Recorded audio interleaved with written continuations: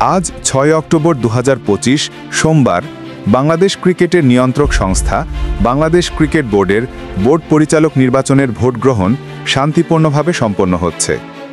মোট ২৫টি পরিচালক পদের মধ্যে ২৩টি পদের জন্য প্রতিদ্বন্দ্বিতা করেছেন ২৯ জন প্রার্থী।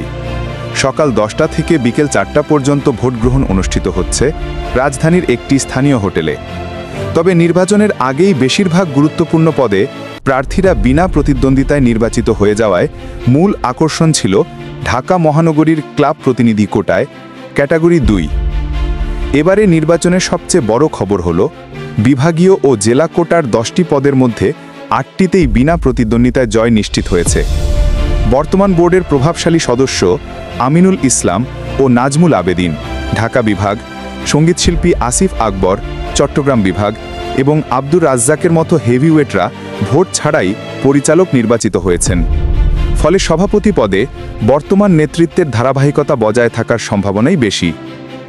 হারুন ও রশিদ, দিগন্ত নিউজ।